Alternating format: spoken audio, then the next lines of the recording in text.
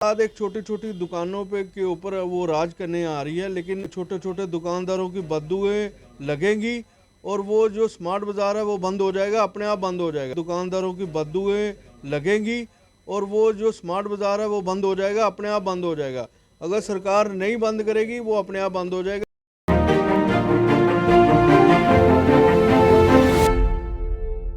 नमस्कार, आप सभी का स्वागत है तानिका ट्रती में। मैं हूं रतीश शर्मा।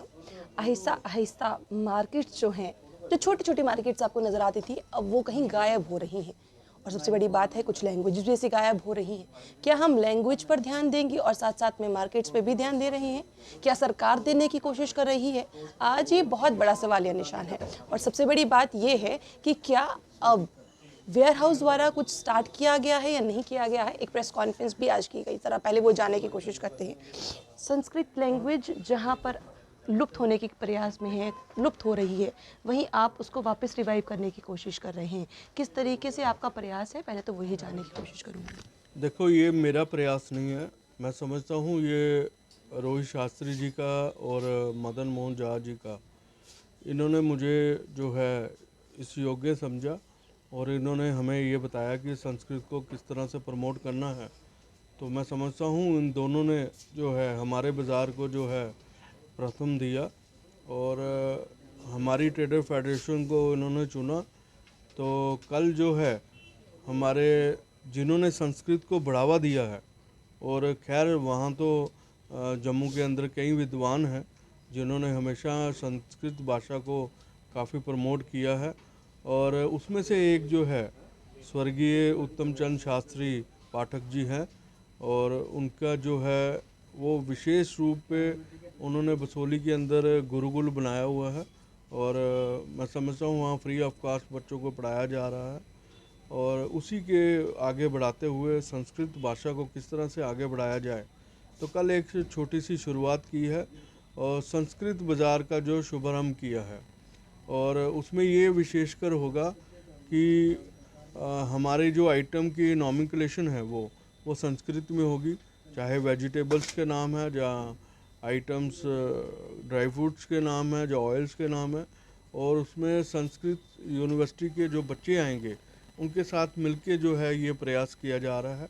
वो बच्चे जो हैं हमें सिखाएंगे, और मैं समझता हूँ एक छोटी सी पहल जो है सिविल सोसाइटी की तरफ से है, और एक संदेश जो है पूरे जम्मू कश्मीर के लोगों को है कि जिस तरह से बाहर विदेश में इस संस्कृत भाषा को अपनाया जा रहा है, और जो हमारी मातृभाषा संस्कृति जो है हमारे देश की, हम उसको थोड़ा पहचानने से बाहर हो रहे हैं। उसको जो है आज लोगों को घर घर तक पहुंचाना है, और जो युवा है, खासकर हमारे जो बच्चे हैं, उनको इस लाइन पे लाना है, ताकि वो बड़े बड़े जो हमारे ग्रंथ हैं, महाभारत है, रामायण है, उसको पढ़ सकें और जो है अपनी शिक्षा जो है आने वाले पीढ़ियों को दे सकें। आप संस्कृत और संस्कृति बचाने का प्रयास तो कर रहे हैं, पर कहीं ना कहीं आप ही की मार्केट्स भी तो लुप्त होती हुई नज़र आ रही हैं। उसके लिए क्या करने का प्रयास जो है वो किया जा रहा है? क्योंकि सरकार जो है वो अभी मौन ही धारण किए हुए बैठी है, चाहे आपने प्रोटेस्ट किया या कुछ भी किया, मौन ही धारण किए हुए बैठी है। किस तरीके से आप उसके बारे में सोच रहे हैं? आप किस बारे में बात कर रहे हैं? मुझे जिस तरह से स्मार्ट बाज़ार्स खुल रहे हैं, जैसे वो स्मार्ट बाज़ार्स आ जाएंगे, मार्केट्स तो लुप्त होती हुई नज़र आ ही रही है ना। बिल्कुल आपने सही बात कही। देखो, हमारा काम है हर एक व्यापारी वर्ग के साथ साथ, आपने देखा होगा जम्मू कश्मीर से आपके जम्मू संभाग के अंदर किसी को भी प्रॉब्लम आई हो, हम हमेशा फ्रंट फुट में आके वहाँ साथ दिया है।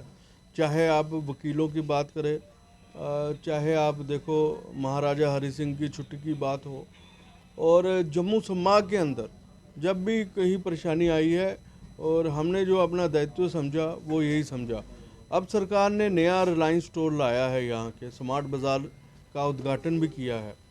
ठीक है, हम जो है उस पर विफल रहे, हमारा प्रयास जिस तरह से होना चाहिए था वो नहीं हो पाया, और कारण ये है कि सरकार ने चोरी छुपे जो है इनको लाइसेंस दिए, और रातों रात उन्होंने वो स्मार्ट बाज़ार खुले, और एक स्मार्ट बाज़ार का उद्घाटन हुआ। मैं सच कह रहा हूँ, आप देखो रिलायंस के पास कितने बड़े बड़े हब हैं, वो एयरपोर्ट का काम कर रही है, पेट्रोलियम पदार्थ उनके पास है, और आप देखो बड़े बड़े बंदरगाह उनके पास है। रिलायंस का जियो का बड़ा स्मार्ट नेटवर्क है पूरे देश और विदेश में।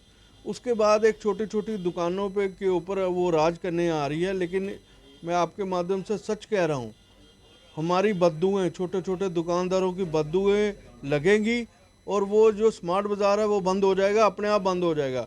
अगर सरकार नहीं बंद करेगी वो अपने आप बंद हो जाएगा। मैं आज आपके मन से ये घोषणा कर रहा हूँ, वो छोटे छोटे दुकानदारों की जरूर बददुएं लगेंगी। कारण क्या है, हम प्रोटेस्ट इस बात का कर रहे हैं। हमने हमेशा कहा है कि सरकार ऑप्शन दे। हम ऑनलाइन के कभी खिलाफ नहीं हुए। हम कह रहे हैं कि ऑनलाइन बाज़ार होने चाहिए, लेकिन उसकी मॉनिटरिंग होनी चाहिए। क्या कारण है, जो बड़े बड़े सप्लायर हैं वो ऑनलाइन में सस्ता माल दे रहे हैं और बाज़ारों में महंगा सामान दे रहे हैं, क्या कारण है?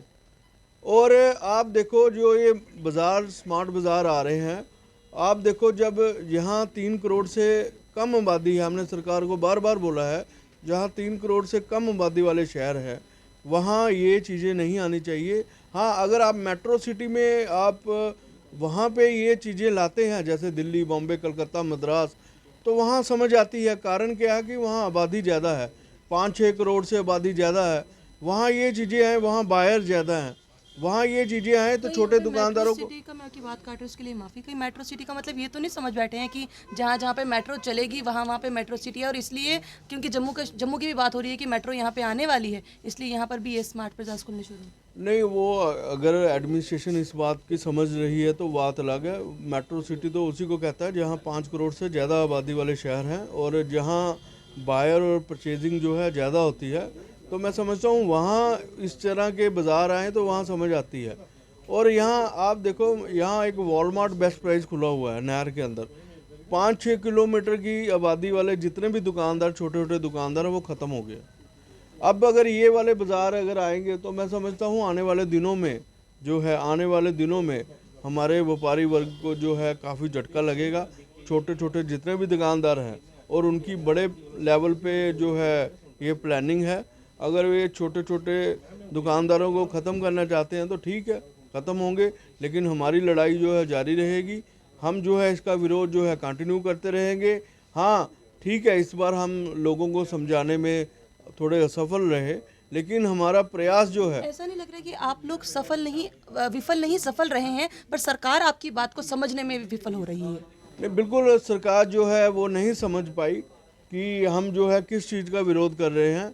हालांकि हमने वहाँ पे जाके भी प्रोटेस्ट किया था और सरकार को समझाने की कोशिश की थी कि जो रिलायंस के मार्ट है ये बंद होने चाहिए और इससे जो छोटा छोटा दुकानदार ख़त्म हो जाएगा, बिल्कुल ख़त्म हो जाएगा। मैं समझता हूँ सड़क पे आ जाएगा। और आप देखना आने वाले दिनों में अगर सरकार जो है इसी तरह ये बिग बाज़ार और स्मार्ट बाज़ार, कोई मेट्रो आ जाएगी, कोई वो आ जाएगा। अगर बड़े बड़े हमारा विरोध उन चीज़ों का है जो एक ही परमिसेस के अंदर 50 आइटमें बेचते हैं। अब देखो रिलायंस का ट्रेंड खुला है, हमें कोई इतराज़ नहीं है, वो एक जो है दुकान के अंदर एक ही कपड़े ही बेच रहे हैं। होता क्या है कि जब आप 50 आइटमें एक ही दुकान पे बेचोगे तो वो छोटे छोटे दुकानदार है आहिस्ता आहिस्ता ख़त्म होने शुरू हो जाते हैं। ये इतिहास रहा है। और आप देखो, अगर आप दूसरी तरफ सरकार के पास नौकरी नहीं है और दूसरी तरफ जो है सरकार जो है, और अब ये है ये वाले भी बाज़ार लाएंगी, तो फिर मैं समझता हूँ व्यापारी तो हमेशा रोज़गार देता रहा है, चाहे छोटा हो चाहे बड़ा हो, हमेशा रोज़गार देता है। अगर सरकार की यही मंशा है, लेकिन हमारा विरोध जारी रहेगा। हम जो है सड़कों पे उतरते रहेंगे और सरकार के खिलाफ जो है, जो सरकार की गलत नीतियाँ होगी उसके खिलाफ हमेशा हम बोलते रहेंगे। हाँ, अगर सरकार अच्छा काम करेगी हम उसकी शाबाशी भी देंगे, लेकिन अगर सरकार गलत काम करेगी हम सड़कों पे जिस तरह उतरेंगे। से कह रहे हैं ये तानाशाह सरकार है, असल में आप भी मान रहे हैं अपने इस चीज़ को लेकर कि असल में ये तानाशाह सरकार है, अपनी मर्जी से जो भी मन में आ रहा है वो रूल्स लागू कर रही है, लोगों की सुनने की कोशिश नहीं कर रही है। देखो एडमिनिस्ट्रेशन जो है, अब चुनी हुई सरकार और गवर्नर रूल में फ़र्क होता है। और जो गवर्नर रूल है, और मैं समझता हूँ गवर्नर रूल के अंदर जो है लोग जो है इतनी तादाद में जो है नहीं उनसे मिल पाते, और लोगों के जो है मसले इतनी तादाद में कम नहीं ख़त्म हो पाते। अब जो अगर एमएलए हों या हमारे जो जितने भी एमएलए हैं वो लोग जो है सुबह उनके घर पे चले जाते हैं और लोगों के मसले जो है हल होना शुरू हो जाते हैं। अब ये फ़र्क तो होता है अगर पॉलिटिकल गवर्नमेंट हो और नॉन पॉलिटिकल गवर्नमेंट हो।